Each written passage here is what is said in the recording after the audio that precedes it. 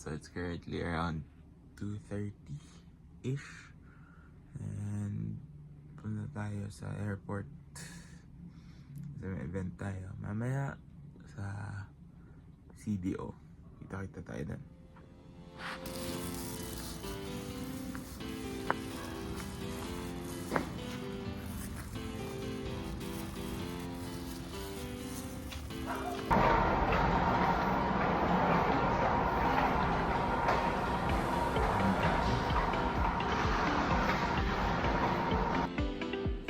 Alright, so ito boarding na kami for our flight to Cagayan de Oro.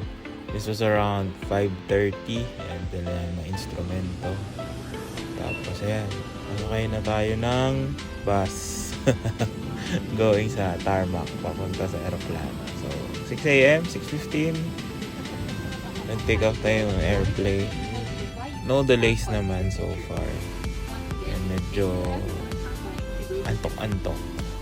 And then, pagbaba natin, ibang-iba, no? So, going down, touchdown na tayo sa CDO. And we're headed to diretso na rehearsals, no? So, diretso na kami sa downtown lounge. Right here. Hinintay lang namin yung service namin going to the venue. So, from the airport, yung downtown lounge was around 50 minutes away. So, from the van, diretso kami doon. Diretso rehearsal yun, bagsak si Emil. Puyat na puyat eh. So, we will have our sound check and rehearsals when we get to DTL here in CDO. 1, 2, 3, 4. Alright.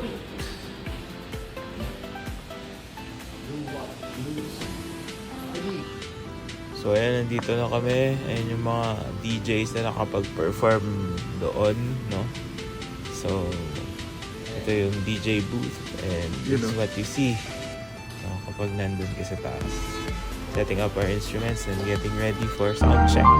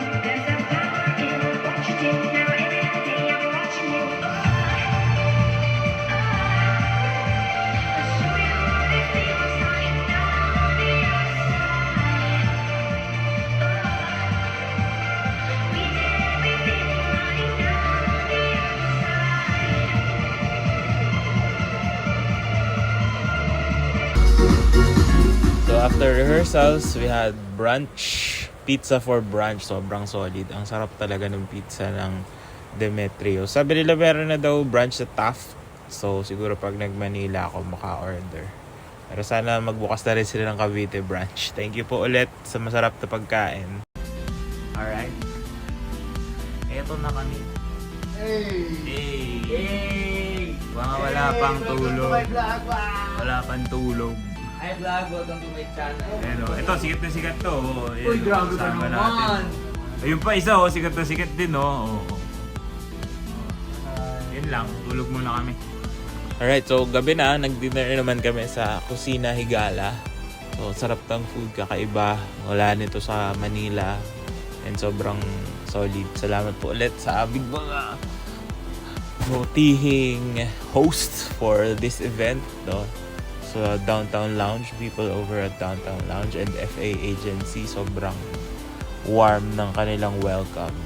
And of course, after eating, showtime. And earplugs lagi. And we're ready to go. Ito na yung mga highlights. So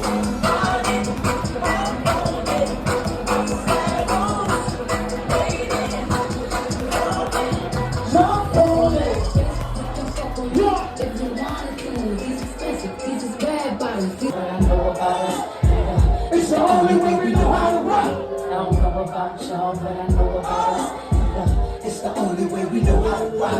Remember, girl.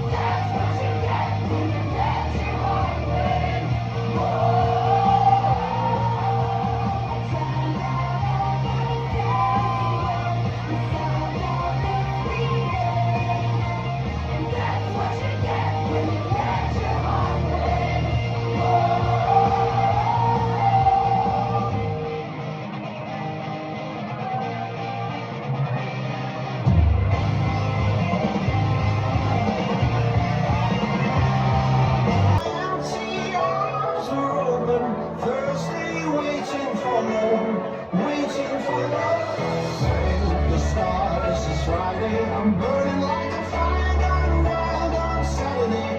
Guess I won't be coming to church on Sunday. I'll be waiting for love to come around.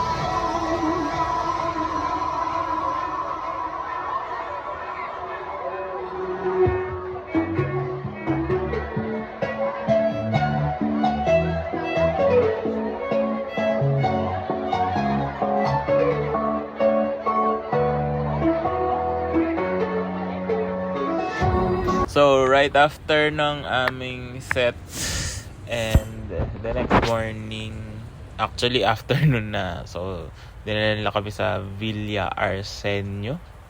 So, eto, pahinga bago yung flight later that night. I think 8 p.m. yung flight. Sobrang saya. Everyone was really welcoming and sobrang happy namin sa experience. Kulang na kulang yung 2 days. So hopefully we could get back to CDO. Ang dami nangyari na doon na lang.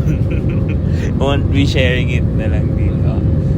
So it's really one for the books. Thank you again to Downtown Lounge, CDO, to Sir Jacob, Sir Fritz, and everyone over at FA Agency, sa mga sponsors, Bacardi, Marlboro, and to everyone else. Yan, syempre sa aming group, sa aming DJ, si Dax, and of course the Symphony String Quartet.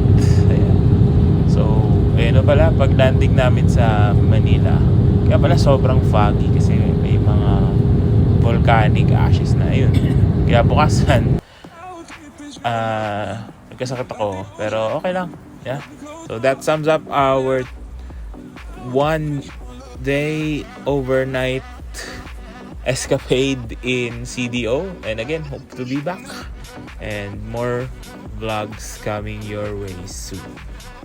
If you haven't yet, please subscribe to my YouTube channel. Follow me on all my socials. All the links down in the description box below. And I'll see you on the next one.